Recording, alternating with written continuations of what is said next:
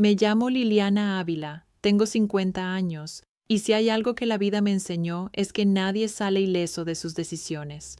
Uno cree que el tiempo cura, y sí, cura, pero también deja cicatrices que cada tanto arden, recordándote quién fuiste y en qué momentos elegiste con el corazón nublado. Yo nací en un barrio humilde, allá por las afueras de la ciudad, donde la gente aprendía más rápido a sobrevivir que a soñar. Mi mamá, Carmen, era una mujer buena pero agotada. 7 hijos, 7 bocas, 7 mundos distintos pidiendo atención, comida, cariño, paciencia. Mi papá, papá es una palabra grande. El hombre que me dio la vida se fue antes siquiera de que yo supiera decir su nombre completo. Y así fueron todos los demás que mi mamá intentó tener a su lado. Hombres que llegaban como lluvia ligera y se iban como tormenta, dejando destrozos detrás. Yo era la cuarta. Ni la mayor para ayudar con todo, ni la menor para recibir consideración. A los 10 años, mi mamá me dejó en un internado. Es lo mejor para ti, hija, me dijo. Pero lo mejor dolió. Me acuerdo del portón grande, del olor a cloro, de las monjas caminando rápido como si siempre tuvieran prisa. La hermana Clara fue la que me recibió. Sus ojos eran duros, pero no malos, solo cansados también. Ese lugar te hacía crecer de golpe.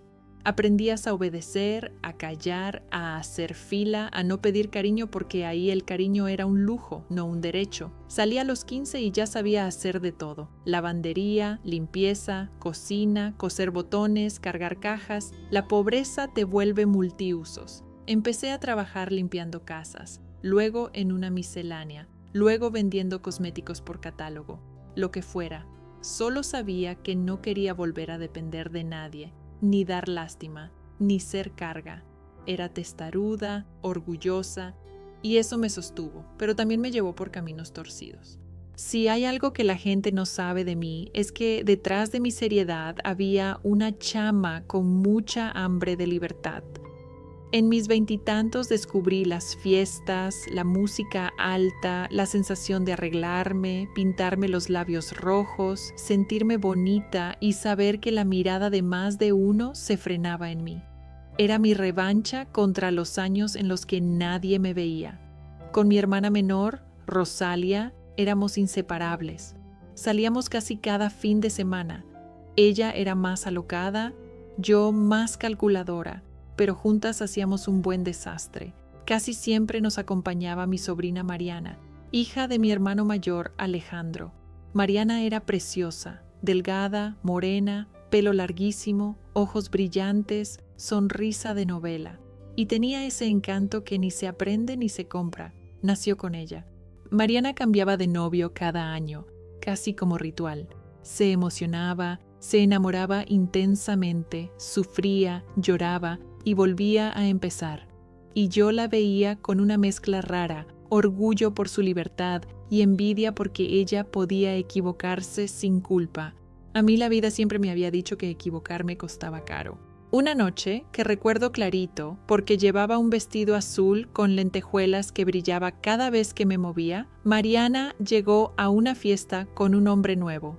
Es Daniel, nos dijo emocionada. Daniel Salcedo. Moreno, ojos grandes, sonrisa fácil, unos 30 y tantos. Carismático, encantador, de esos que saben hablar, que te miran directo, que hacen sentir que estás siendo escuchada aunque no estés diciendo nada importante. Era un poquito mayor que ella y un poquito menor que yo, y cuando lo vi, algo dentro de mí se movió. No fue amor, no todavía. Fue chispa, curiosidad, atracción, no lo dije. ¿Cómo iba a decirlo? Era el novio de mi sobrina. Yo lo saludé, sonreí, bailé como si nada y guardé mis sensaciones detrás de los hombros. Al principio parecía buen tipo, pero con el tiempo se le vieron las grietas. No trabajaba mucho, cambiaba de oficio cada mes, hablaba más de lo que hacía y le gustaba coquetear como si fuera derecho universal. Mariana empezó a contármelo todo. Yo era su confidente. Tía, creo que me está engañando. Tía, dice que me ama, pero no se quiere comprometer. Tía, creo que no sirve para familia. Yo la apretaba de la mano y le decía lo que debía decir. Mami, suéltalo. No te conviene. Pero por dentro, ¿Quieres la verdad? Había una parte egoísta que sentía que ese consejo no era solo para cuidarla, sino para abrir una puerta que yo no debía mirar, pero miraba igual. Cuando ella salió embarazada, me dolió. Me dolió por ella y me dolió por mí, porque esa noticia era como un sello, como una muralla. Pero al poco tiempo, Mariana decidió abortar. Yo la acompañé, la abracé y esa experiencia la marcó. Y aún así, te soy brutalmente sincera. Ese rompimiento entre ellos fue la primera grieta que dejó pasar mi deseo. Feo decirlo, pero yo nunca he sido buena mintiéndome. Pasaron unos años, 3, para ser exacta. En ese tiempo yo me dediqué a trabajar duro. Junto con mi hermano Alejandro montamos un bazar llamado Bazar Ávila. Y mira, no por presumir, pero era el bazar del barrio. Vendíamos de todo. Artículos del hogar, adornos, cosas para fiestas, ropa casual, los juguetes de moda, hasta maquillaje económico. La gente decía que si no estaba en el Bazar Ávila, no existía. Teníamos música suave siempre puesta, olor a vainilla en la entrada, vitrinas ordenadas, luces cálidas. Yo me sabía los nombres de todos los clientes frecuentes, sus chismes, sus necesidades. La gente me quería, me decían, «Doña Lili, usted sí sabe atender». Yo trabajaba desde las 8 de la mañana hasta que el último cliente saliera. Y eso te da poder, pero también te cansa de una forma que no se ve. Un día, Daniel apareció en el bazar. Entró con esa sonrisa suya como si nunca le faltara nada en la vida. Liliana, tanto tiempo. Y ahí empezó todo. Al principio fue conversación inocente, café casual, luego cenas, luego caricias escondidas. Yo intentaba justificarme. Ya pasó tiempo. Ella lo superó. Ahora sí me toca a mí. Pero la verdad era simple. Yo quería sentirme elegida. Y él me hizo sentir así. Cuando lo metí a mi casa, mucha gente opinó. Y yo fingí que no me importaba. Él no era proveedor, pero sí compañía. Me decía cosas bonitas, me abrazaba fuerte, me hacía sentir viva. Yo trabajaba, él ayudaba en algunas cosas, nada fijo. Y yo lo consentía, lo vestía, le compraba ropa bonita, perfumes, zapatos. Me gustaba verlo presentable como hombre de familia, aunque familia todavía no éramos. Entonces quedé embarazada. Me acuerdo del día que lo supe. Estábamos en la cocina y el olor a café me dio náuseas. Fui al baño, hice la prueba y cuando vi el positivo me puse a llorar. Lloré de miedo, pero también de emoción. Mi hijo, Rubén, mi alegría más grande. Cuando nació, mi corazón se hizo nuevo. Lo abracé y sentí que todo valía la pena, pero no tardó mucho en desmoronarse esa ilusión. Daniel empezó a cambiar, se volvió agresivo sin tocarme, pero el tono, la indiferencia, el desprecio, eso duele más que golpes. Empezó a desaparecer fines de semana, regresaba oliendo a perfume que no era mío y yo callaba. ¿Por qué? Por miedo, por amor tonto, por orgullo, por no querer aceptar que había elegido mal. Cuando me contagió VPH, lloré 3 noches seguidas sin que nadie me viera. Ahí supe que estaba pagando mi deuda con la vida. La falta que le hice a Mariana, la traición silenciosa, lo sabía y lo acepté, pero aún así no lo eché. Decía que era por Rubén, pero era por mí también. Yo tenía miedo de quedarme sola de nuevo. Años después descubrí que tenía otra mujer. No solo una aventura, no, una relación paralela, otro hogar, otra vida. Me quedé helada, quise gritar, pero lo único que hice fue respirar hondo y seguir.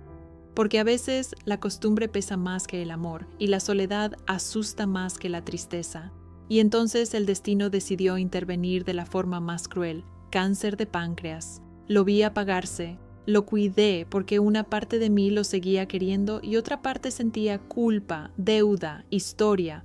Cuando murió lloré. Lloré por lo que fue, por lo que creí que sería, por lo que perdí y también por lo que aprendí. Mi trabajo se convirtió en mi refugio. Mi hijo, ya creciendo, era mi orgullo. Pero la culpa, esa no se fue. Mi sobrina Mariana me hablaba, pero no era igual.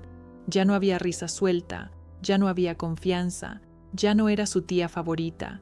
Era el recuerdo de una traición que nunca debí cometer. La vida siguió poniéndome pruebas, de esas que te sacuden y te obligan a cambiar. Durante un tiempo intenté sostener el negocio sola. Bazar Ávila seguía siendo el punto de encuentro del barrio. La gente entraba y me decía: Lili, ¿se acuerda cuando veníamos a comprar los adornos para los 15 de mi hija? O, Doña Lili, usted fue quien me vendió mi primer juego de vajilla cuando me casé. Esas cosas te calientan el corazón, te hacen sentir parte de algo. Pero manejar todo sola era otro cuento. Alejandro, mi hermano mayor, ya no estaba tan presente. Tenía sus cosas, sus achaques, sus silencios, y yo me estaba cansando. Físicamente, emocionalmente, espiritualmente. Vivir muchas vidas dentro de una sola cobra factura. Y entonces llegó 2020, ese año que nadie va a olvidar nunca. La pandemia, el miedo, las calles vacías, los abrazos prohibidos, el mundo en pausa. El COVID se llevó a mucha gente, y en mi caso, se llevó a mi hermano Alejandro, mi compañero de lucha, con quien monté el bazar, con quien reí, lloré, peleé, celebré. Él era fuerte, siempre había sido fuerte, pero ese virus no perdonó. Recuerdo la última vez que hablé con él por teléfono. Lili, tranquila, esto pasará. Te amo, hermana. Y yo quería creerle, quería aferrarme a su voz como cuando era niña, y él me defendía en el barrio. Pero no pasó, no para él. Cuando murió, sentí que me arrancaron otra parte del pecho. Primero Daniel, luego Alejandro. La vida me estaba dejando sola, y yo tenía que aprender a estarlo de verdad. Sin compañía, sin hombro, sin la ilusión de que alguien vendría a rescatarme. El bazar sufrió también. Nadie salía, nadie compraba como antes. Las cuentas no daban. Colgar el letrero de "se renta" fue como cerrar un capítulo entero de mi existencia. Me temblaron las manos el día que bajé el aviso del negocio. Dejé las llaves al nuevo inquilino, una muchacha emprendedora vendiendo ropa y regalos, y me fui caminando despacio por la acera, mirando el letrero con mi nombre que había estado ahí tantos años. Ahí lloré, no un llanto escandaloso, sino ese llanto silencioso que te aprieta la garganta como si te estuvieran arrancando algo vivo. Pero mira, también aprendí que descansar no es fracasar, que hay etapas para luchar y etapas para soltar. Alquilé el local, me quedé con una renta mensual suficiente para vivir tranquila, sin lujos, pero sin agobios. Dejé de correr detrás de algo, dejé de demostrar, dejé de intentar llenar vacíos con trabajo o con amor. Empecé a caminar despacio, a tomar café mirando por la ventana, a respirar antes de reaccionar, a escuchar mi cuerpo, mi silencio. Matías, mi hijo, creció viendo todo eso. Sin padre, pero con una madre terca como mula, trabajadora, imperfecta pero presente, y él salió adelante, quizá porque quiso darle sentido a mi esfuerzo, quizá porque se prometió no repetir errores, o simplemente porque nació con una luz propia que ni las sombras de mi historia pudieron apagar. Entró a la universidad. Yo me acuerdo de cuando me enseñó la carta de admisión. Yo lloré como si me hubieran dado un premio Nobel. Él estudió ingeniería, trabajó mientras estudiaba y se hizo hombre sin atajos. Ahora tiene un buen trabajo, una vida estable y una esposa bonita y dulce que lo quiere de verdad. Cuando la conocí, sentí un alivio enorme. Pensé, gracias Dios, porque él sí eligió bien. Y ahora tengo nietos, mis tesoros, 2, chiquitos aún, con esas manitos que te agarran el dedo y te derrites. Ellos son la prueba viviente de que incluso después del caos, la vida puede dar frutos limpios. A veces me siento en la sala, con una taza de té, viendo a mi nieta jugar en el piso y escuchando a mi nieto reír y pienso, al final sobreviviste, Liliana. No como esas mujeres de película que salen triunfantes, fuertes, brillantes. Number. Yo sobreviví con cicatrices, con golpes, con errores tatuados en la memoria, pero también con amor real, de ese que uno construye con trabajo, paciencia y dolor. Hoy vivo tranquila, pero la culpa nunca se desvaneció. La culpa de haber puesto mi deseo por encima de mi sobrina, de mi propia moral. A Mariana, mi sobrina, todavía la veo en reuniones familiares. Me mira con una mezcla de tristeza y reproche que me acompaña hasta hoy. Nos tratamos con cordialidad, pero ya no hay esa conexión de antes. Tal vez nunca vuelva, y lo acepto. Yo sé lo que hice y sé lo que perdí por hacerlo. La gente no siempre te castiga, a veces simplemente no te vuelve a querer igual, y eso duele más que cualquier insulto. No persigo fiesta, no busco aprobación, no me desvelo por quien no me piensa, camino despacio, cocino cosas sencillas, me encuentro con amigas viejas a veces, hablo con mis hermanas cuando se puede, visito la tumba de Alejandro, le llevo flores. A Mariana, mi sobrina, todavía la veo en reuniones familiares, nos tratamos con cordialidad, pero ya no hay esa conexión de antes. Tal vez nunca vuelva.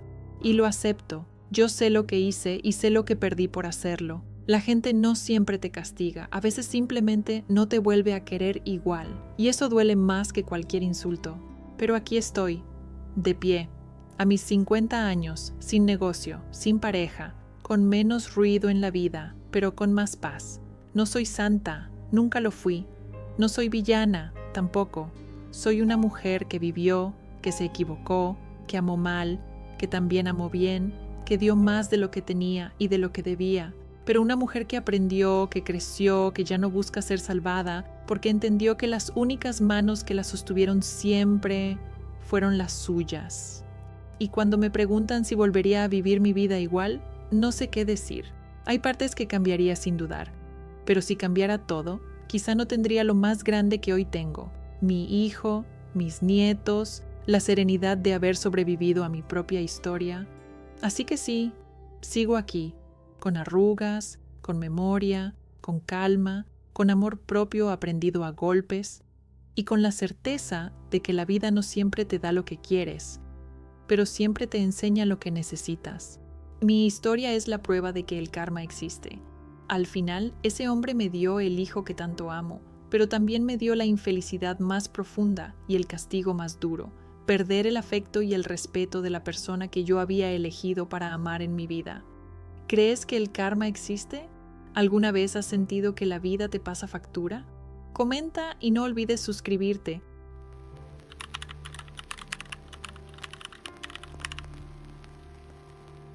El hogar. La palabra te evoca un olor, un sonido, una sensación de pertenencia. Para mí, el hogar olía a galletas de mi madre y a tierra mojada del jardín de enfrente, siempre mezclado con el aroma de la lluvia cayendo sobre el asfalto caliente. Pero mi primer hogar no estaba contenido en 4 paredes, sino en los 10 metros de calle que separaban nuestras casas. Mi nombre es Angelina, y esta es la historia de cómo la envidia más venenosa no llegó de una extraña, sino de la persona que yo amaba como a una hermana, Mónica. Éramos inseparables, vecinas desde que nacimos. Mónica y yo crecimos compartiendo todo: las muñecas rotas, los secretos del primer beso, la promesa ingenua de que seríamos vecinas para siempre. Nuestras madres, comadres inseparables, tejieron una red de afecto mutuo que nos hizo sentir que éramos familia, más allá de la sangre. Pero las diferencias, que de niñas eran invisibles, se hicieron evidentes al crecer. En mi casa había disciplina, había la necesidad constante de hacer. Mi madre me inculcó la ambición de la autosuficiencia con una frase que se me quedó grabada: nadie te va a regalar nada, mija, construye tu vida. Yo trabajé desde los 16 en la cafetería, limpiando casas, estudiando en las noches, ahorrando cada peso para mi fondo de libertad. Mónica, en cambio, soñaba con la suerte, con el golpe de fortuna. Ella me miraba con una mezcla de admiración y una lástima apenas disimulada por mi eterna fatiga. Se preguntaba en voz alta por qué me esforzaba tanto. Ella creía que su valor le daría una vida fácil. Yo creía en el sudor. Mi primer gran ahorro, la suma de años de esfuerzo y sacrificio, lo invertí en algo que Mónica y yo crearíamos juntas. Un pequeño negocio de catering de comida latina que llamamos Sazón de la Cerca. Yo ponía las recetas de mi abuela, el rigor contable y mis ahorros. Mónica, la decoración, el encanto social y las entregas. Era nuestro proyecto de adultas independientes. Un sueño con sabor a hogar. Al principio, la idea de trabajar juntas era mágica. El local era pequeño, pero el olor a sofrito y cilantro llenaba el aire. Pero la magia duró poco, porque la disciplina nunca fue el fuerte de Mónica. Yo hacía las compras a las 5 de la mañana en el mercado, cocinaba y gestionaba la contabilidad hasta la medianoche. Mónica llegaba tarde, si es que llegaba, y se quejaba de las largas horas. «Esto es muy de pobre, Angelina», me decía, mientras se sentaba a hojear revistas. Su compromiso se evaporó en meses. Y entonces, sin razón aparente, empezó el sabotaje sutil, constante, como el goteo de una tubería rota. Clientes habituales dejaron de venir. Las reseñas en línea, que eran nuestro único marketing, empezaron a hundirnos de forma extraña. Había comentarios anónimos con una saña desproporcionada que me helaba la sangre. La dueña es una esclava del dinero, la comida es aceitosa y usan ingredientes caducados para ahorrar costes. No inviertan su dinero aquí. Las críticas eran tan precisas en sus detalles internos, en la mención de mis hábitos y mis números, que solo una persona con acceso total a mi vida podía escribirlas. La sospecha era un veneno lento. Un mes crítico, justo cuando teníamos que pagar la renta y los proveedores, el golpe se hizo profesional y definitivo. Sufrimos 3 inspecciones sanitarias en una semana. 3. Los inspectores llegaban con denuncias anónimas detalladas sobre supuestas ratas, falta de refrigeración en el área de lácteos y manipulación ilegal de alimentos por parte de un socio irresponsable. Eran denuncias falsas, meticulosamente planeadas, pero nos costaron multas inmensas, el cierre temporal y, lo peor, la reputación. La gente tiene miedo por su salud. Nuestro negocio, basado en la confianza, se hundió. El negocio colapsó, asfixiado por el veneno de la envidia. Perdí mi fondo de libertad, mi primer gran sueño, y en medio de la liquidación, la traición se hizo tangible y fría. Al revisar los libros de contabilidad para el cierre definitivo, descubrí que faltaba una suma considerable. $8,000 que correspondían exactamente a un préstamo familiar y a mis ahorros iniciales, el corazón del negocio. Mónica era la única con acceso a esas cuentas. El dinero no estaba. Había sido retirado en pequeñas sumas a lo largo de 3 meses, justo después de que la tienda cerrara temporalmente.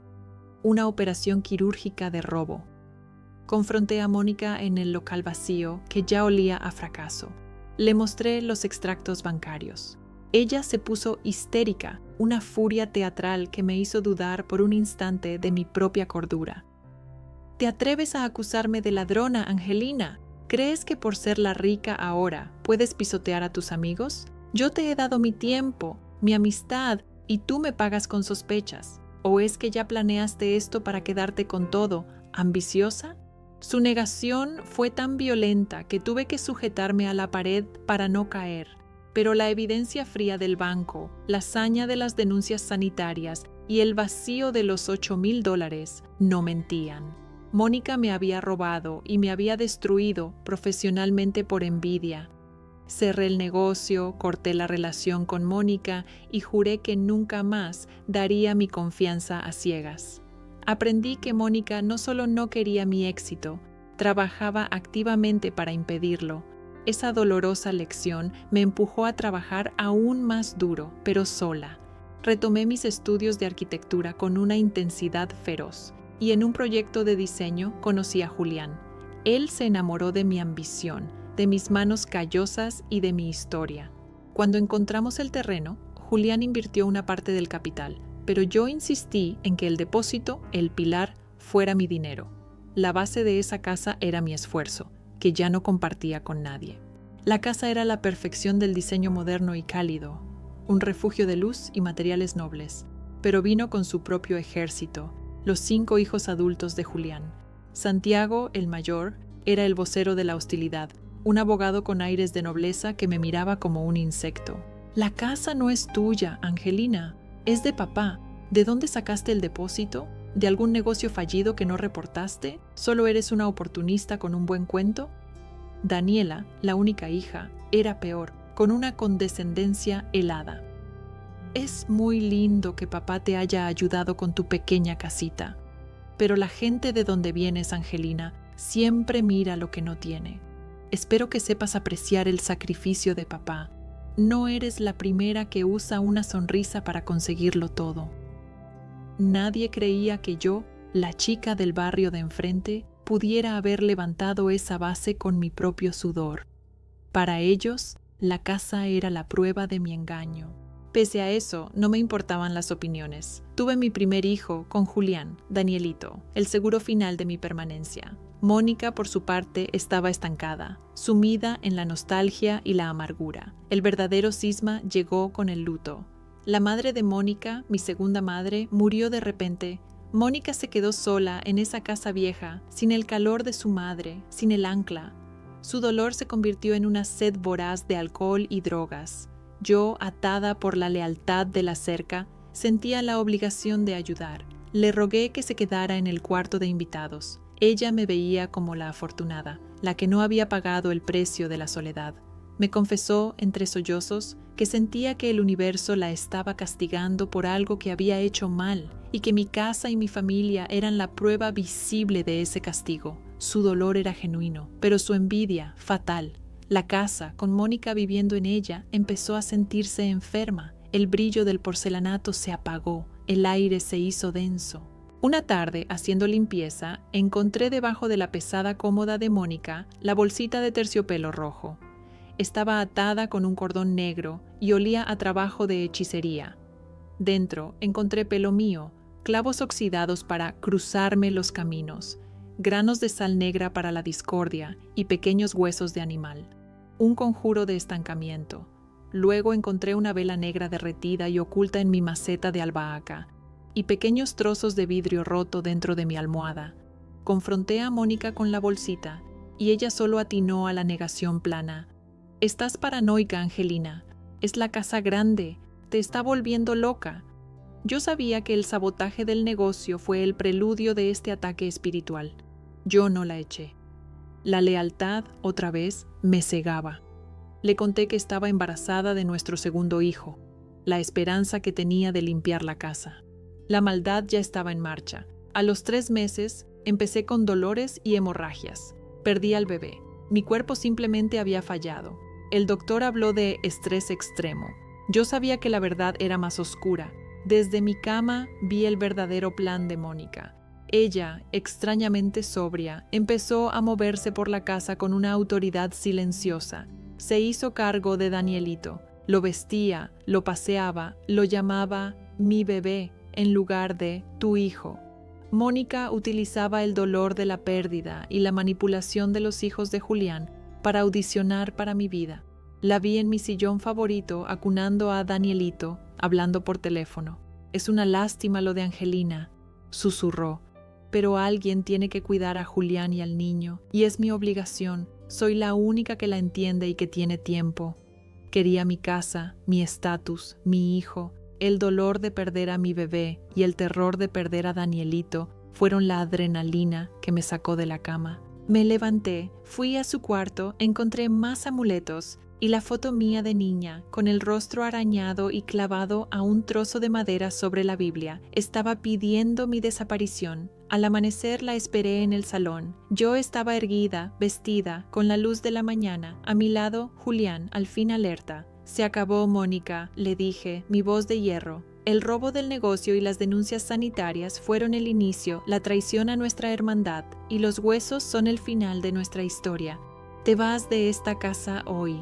Ella intentó gritar y manipular, pero la orden de restricción que Julián había conseguido, basada en la evidencia de los conjuros, los audios de la niñera y los antiguos extractos bancarios del negocio fallido, fue la respuesta. Mónica se fue, gritando que yo era la traidora, la que se había olvidado de dónde venía.